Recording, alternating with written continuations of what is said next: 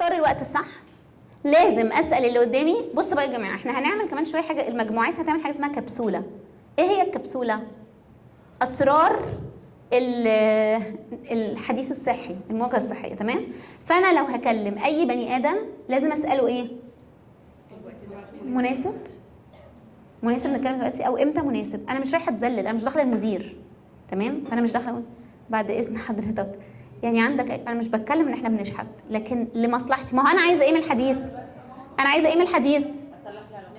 انا عايزه نتيجه، صح؟ مش عاجبك الكلام ده، روحي اتكلمي في ساعتها، وخلي الاميجدالا في وضع الفايت، وخلي الاميجدالا بتاعته تدخل في وضع الفلايت، وافضلوا في النكد ده. انت عايزه ايه؟ خليكي ناصحه. انت داخله عايزه ايه؟ حتى مع اصحابك، انا بس بدي مثل للجواز عشان عارفه ان اغلبنا مهتمه بالجواز. انت عايزه ايه؟ احسن تاخدي احسن حاجه في الشخص ده. التلات هيبقى زفت، الاربع هيبقى زفت. انا عارفه كتير قوي انكم دلوقتي تقولوا مش هيدي ميعاد. هو بيبقى عنده شويه تفاؤل الجمعه بالليل والسبت الصبح. الحقيهم بقى، الحقيهم. فقولي له تحب الجمعه بالليل ولا السبت الصبح مثلا، نتكلم مع بعض. يقول لك لا، نسهر ونتبسط، وانت هتخرجي وتتبسطي الجمعه بالليل مع ان انت زعلانه، عشان لما تصحوا السبت الصبح يبقى عايز ايه؟ انا هدفي انه يبقى عايز ايه؟ يسمعني وايه؟ ويتجاوب ويفهم، صح؟ طيب ادخلي بقى بعينك المبرقه، بشعرك المنكوش، بالملوخيه اللي في اسنانك، واتكلمي. ازاي انت متنرفزه دلوقتي ان هو احرجك قدام العيال، وان انت ما ينفعش تكلمني دي بالطريقه دي؟ هدي صوتك، انت كده بتحرقي. يلا. على فكره انا مش بقول ان هي سهله، انا بقول انها صعبه، بس انا بقول انها فرقت في حياتي وفي حياه الناس اللي انا ساعدتهم. تمام؟ ترو. استاذه هدير بتقول ترو، ودي حاجه يعني جايه من المعمل.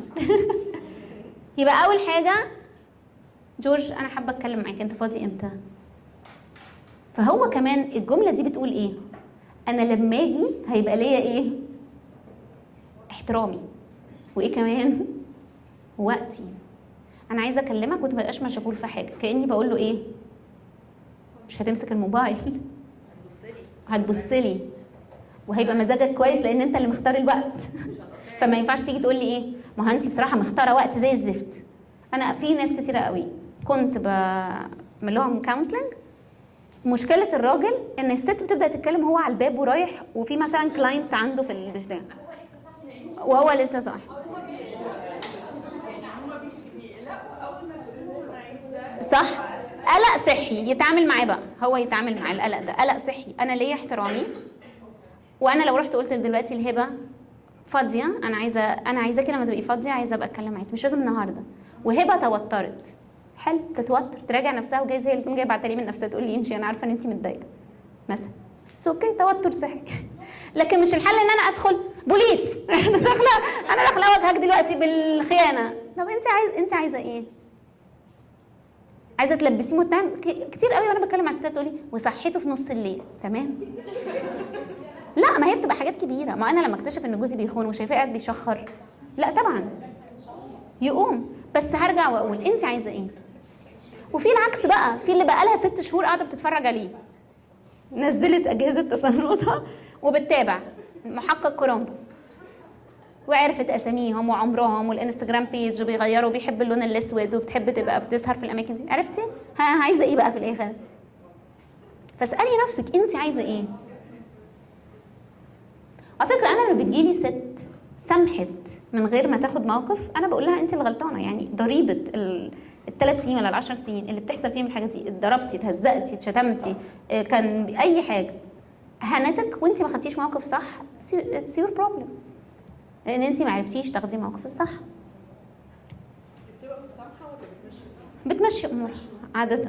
وساعات بيبقى فيه سوري يعني، انا لسه كنت بسمع بودكاست الصبح بيقول، وقلت لكم قبل كده، يعني انتوا مثلا ممكن تحسوا دلوقتي ان انا سمعت بودكاست بنت رهيبه بقى، قعدت يعني ساعه الصبح صاحيه. البودكاست اللي انا سمعته ده بالظبط ما كملتش فيه 5 دقائق تقريبا في العربيه، وكنت مشتته بصور نفسي عشان أفهم. بس ال 5 minutes اللي سمعتها هرجع تاني اقول لكم، اتلككوا تسمعوا حاجات، شغليها في اي حاجه، بتستحمي شغلي حاجه، اسمعي ترنيمه، اسمعي اذان، اسمعي وعظه، اسمعي محاضره، اسمعوا اي حاجه تعمل ايه؟ بس تدخل مخ بيتلكك علشان يعيش كويس. تدخلي له حاجه كويسه. احنا بنتلكك بجد يعني. انا بشوف ناس بتتلكك عشان تتغير. انتوا لو اتغيرتوا بعد 6 شهور للاحسن كنتوا بتتلككوا، لانه الحاجات اللي اتقالت مش موجوده في اي حته. كنا بس محتاجين كوميونتي والتزام ونشوف انه في ناس تانية متألمة زينا. احنا بنتلكك عشان نبقى ناس كويسة. فاول حاجة ايه بقى؟ اختاروا وقت صح. ايه البودكاست اللي بسمعه كان بيقول ان الغفران ان الغفران عشان تسامح حد لازم يكون في تغيير في الاتجاه. لكن ما ينفعش اكلم شخص، يعني انا رحت دلوقتي هاتي الدبدوب ده اللذيذ ده، انا اخدت ده مثلا، فلنفرض انا زعلانه من الشخص ده، تمام؟ فانا قلت له بقى كده ازاي تعمل كده، ده هزار مش لطيف خالص، انت خدت عليها قوي، سامحيني ده انا بموت فيكي مش قادره، انا بحبك قوي. وهو واقف هنا كده، مفيش حاجه هتتغير. لازم الشخص ده يعمل ايه في العلاقه اللي هو عمل فيها كده؟ لازم يغير الاتجاه. يعني لازم يبقى ما بيقعدش مع الشخص ده في العربيه لوحدهم تاني، لازم يكون بيطلب مساعده عشان يعرف هو ليه حدوده بتتكسر. لازم، فاهمين؟ يعني لازم الشخص ده يعمل ايه؟ ياخد اكشن، لازم يلف، لازم ياخد اكشن، لازم يغير الاتجاه. يعني ايه سوري، يعني ايه لازم يغير الاتجاه؟ انا واحد ماشي في اتجاه عدم الامانه، في اتجاه ان العصبيه بتخليني اقول كلام وحش، انا رحت قلت لك انا اسفه، لازم الشخص ده يعمل ايه في الاتجاه ده؟ مش معايا انا، هو لازم يغير اتجاهه. يعني ايه هتعمل ايه عشان تتغير؟ اديني اي امر، اي ضمان. انت هتعمل ايه؟ وانا كتير قوي اسال الراجل اقول له بصراحه عندها حق، هي كل شويه تفتح الموضوع تفتحه، انت عملت ايه عشان تتغير؟ لكن لما يبدا يقول انا عملت كذا، انا عملت كذا، عملت كذا، وانا فعلا بقيت كذا، والاقي الست، عارفين انا اللي بقول له ايه ساعتها؟ سيبها. هي خلاص مش عايزه تطلع، مش طالبه تغيير، انت اتغيرت. وانا كانت عندي ست هي اللي خانت جوزها. وليه خانت جوزها؟ هي عدت بحاجه كبيره جدا في طفولتها جدا، مش هقول انه عذر، بس حاجه شلفطت الشخصيه خالص، وهي اللي خانته. تمام؟ خانته مع مين؟ سايكايترست، ربنا يسامحه. الشخص اللي ايه؟ بيساعد. طبعا خلي بالكم دايما كستات، وقولوا لاصحابكم كده، وكان بجد دي نقطه مهمه قوي، محدش يروح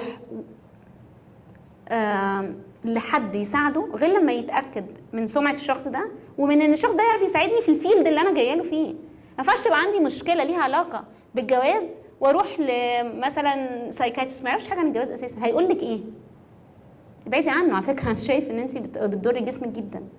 لا الصداع ده كده مش، لا كده الاورام زادت، طلقي. وتعتبري ان الدكتور هو اللي ايه، هو ليه دعوه، هو عايز يحافظ على كميتك. فميك شور ان انت بتطلبي مساعده من مين؟ من الشخص اللي فعلا يقدر يساعدك في التخصص بتاعه. ففضلت انا وهي نشتغل، والبنت كانت جميله جدا، وهي نفسها انا بصراحه بشوف ان اللي يروح يطلب مساعده من حد والحد ده هو يأذيه، انا بشوف ان دي من ابشع انواع الحاجات. يعني انا قررت اطلب مساعده. فاغلب الستات دي بتقول ايه، ودي مش واحده، انا جولي كذا ست بنفس القصه، يقول لها ايه؟ هو نارسست. انا بقول له انا جوزي علاقتي بيه وحشه، ومثلا بيقول عليا، بيقول ان انا مش بحبه وان انا بارده ومش عارفه اعمل ايه. يجيب الراجل يقابله، بعديها يقول لها ده نارسست. انا هشتغل معاكي، ولا مش شايف ان انت عندك مشاكل طبعا كبيره. فتبدا في السيشنز تقول له ان هي مش حاسه بانوثتها، لا انت مكتمله الانوثه، فيكي ايه؟ فيبدا يديها النظرات، يا حبيبتي واحده واحده يجرجرها لغايه ما تجيله العياده وينام معاها زي على فكره في مسلسل اتعمل على الموضوع ده، فالحاجات دي حقيقيه. فالمهم انا ساعدتها، والبنت بقت فيري ديسيبليند وبتعمل فيري جود تشويسز، اكتر من سنه ملتزمه خطيره يعني. وهو مكمل خيانه. هو بقى ايه من ساعتها بيقولها ما انت السبب، فعمال يتكلم في ستات وبيعملها وحش قوي، ويدخل بس ياخد اللي هو عايزه في بعض الايام ويطلع ويعملها بقيه الوقت بالاهانات بتاعت ايه، انت اللي عملتي كده، وانت مقرفه، انا هفضحك. لغايه ما انا جيت في الاخر قلت لها، ما بقولش لحد سيبه، بس قلت لها انت بقى في حاجه بسطاكي في الوضع ده، عايزه انت تقعدي وهو بيخونك. فاحنا لازم كمان ناخد جارانتي، بس احنا كمان لازم نليت جو. يعني لو انت في الوضع ده، يعني هنا بقى الكنترول بوكس لو في وقت هنبقى نتكلم فيه. فاول حاجه هختار ايه؟ الوقت الصح. تاني حاجه ما تصفريش العداد. ما تصفريش العداد. يعني ايه تصفريش العداد؟ دي جمله جورج هو اللي قالها لي. كل ما اجي اتكلم معاه تبدا حياتك معايا النهارده، من يوم ما الموقف ده حصل النهارده. انت مش بتحبني، انت مش بتقبلني زي ما انا، انت مش بتشجعني. بصوا الديستورشن ثينكينج، طرق التفكير المشوهه. انت قصدك تتجاهلني. فاكرين ما قلت لكم انت بتحب تدمرني كل شويه. بصفر له العداد. يعني ايه بصفر له العداد؟ يعني بنسى كل حاجه كويسه. عارفه لو الراجل ده حاسس ان انت لسه بتشوفيه انسان كويس برغم ان انت زعلانه منه في حاجه، بس انا علشان اخليه يتوب لازم احسسه انه ايه؟ وحش، وان انا مخذوله فيك، وان انا متدمره ومش عارفه اطلع من الاوضه بسببك. فهو على فكره ممكن اول مره يجي يصالح، تاني مره لا انا تعبت. حسسيني ان انا كويس. طيب يعني قولي لي ان انت لسه بتحبيني، فانا ايه؟ اتشجع. الينا بنتي كانت خايبه خالص في العربي، وانا قلت لكم ده من مده. خيبه رهيبه لغايه المدرسه كلمتنا من شهرين مش هنقبلها في المدرسه الجديده، والمدرسه اللي نفس يعني حاجه كده اتنيلت خالص. وانا اتبعت موضوع انت ذكيه جدا في العربي، انت بس محتاجه تقعدي شويه تذاكري. فبقينا نقعد وادي بالظبط 5 دقائق. برافو. ايه ده يا الينا؟ هايله. برافو صح. الفه شبه القاف. برافو عندك حق. والميم شبه الفه، وكلهم شبه بعض اساسا. ده انت بتقربي جدا. امبارح بتقرا كلمات بالعربي بس في شهر. نشكر طبعا مدرس العربي اللي هي قالت لي بس جه بس هو 3 مرات سدانا بوش ان احنا نذاكر. وابتدت بقى هي تقولي ماما يعني ايه ما شاء الله، يعني ايه مش عارفه ايه. البنت ما كانتش بتتكلم عربي خالص ولا حلوه قوي. طب وبتسال على كلمات وحابه تقرا. وفي اي وقت دلوقتي في العربيه، زمان كنت اقول لها ابداي اقري فاقول لها يلا اقري، تقول لي الكلمه يبقى فيها ح او خ او جيم، كلهم حاجه واحده، كلهم جيم. فاقول لها لا ده انت عارفه دي بس. لما انا ابتديت اشجعها هي بقت تحب الكلاس وتيجي تقول لي يلا نذاكر. اتيتيود مختلف خالص في ال3 اسابيع. عشان انا ما باجيش اقول لها انت ما بتركزيش خالص، انت على فكره هتبقي فاشله في العربي، على فكره طلع اوحش ما في اللي قدامك هيدي لك ايه؟ اوحش ما فيه. قاعده. تمام؟ فما تصفريش العداد. يعني اقفي واهدي وفكري في رصيد الشخص ده. فكره انت وقفت جنبي قوي في وفاه بابا، ودي حاجه فرقت معايا جدا. وعلى فكره دي من احلى الخروجات. البنت بتاعت امبارح دي كانت ذكيه قوي. كل شويه تقول ايه؟ احلى سفريات سافرتها، وهي زعلانه منه اساسا. احلى سفريات سافرتها معاه. انا اصلي بحب جدا السفر معاه. وهي كل ما تقول كده الواد ايه؟ يبقى عايز يلغي الرحله بتاعته اكتر. فاهمين؟ فانا حتى عجبه. وهي مش قصدها بس هي كانت ذكيه. هو وبعدين في النص وهي زعلانه كده تقول هو بجد طيب وجميل بجد. ذكيه. لان هي لما بتقول له انت طيب وجميل وهو حقيقي طيب وجميل، انا مش بقول ننافق، هو بيعمل ايه؟ بيحاول يوريها انه طيب وجميل. انا لما بقعد اقول لجورج انت اب كويس، انت اب كويس، انت اب كويس، انت اب كويس، بيحاول يورينا كتير قوي. مش بيورينا، هو حقيقي بصراحه جورج ابوته احسن مني. بس انا لما بركز على حته زي ما بقول له، لما كنت ازعل معاه وابتديت اتعلم الدرس ده اقول له بص انت اب كويس وراجل جينيوس في شغلك ناجح فيه. انا عندي مشكله في الجواز. يعني لو عايز تسمع مني رايي انت في ده زي الفل، بس موضوع الجواز ده بقى ايه؟ محتاج مننا شويه شغل. لكن انا ادخل اقول له طب انت ما بتفكر انت بتضيف ايه للبيت ده؟ لا. طب انت مش واخد بالك ان انت نسينا خالص؟ ما تحطيش نفسك معاهم، وده موضوع تاني بقى. تالت حاجه، ابدأي كلامك بايه؟ بأنا. لما هتبدأي كلامك بانت، هو هيقوم جاي مطلع الايه؟ الشيلد بسرعه. لان انا اول ما اقول ايه؟ اي حد انا لو جيت دلوقتي لا انت ليه بتقعدي القعده دي؟ ليه بتحطي جزمتك في وشي؟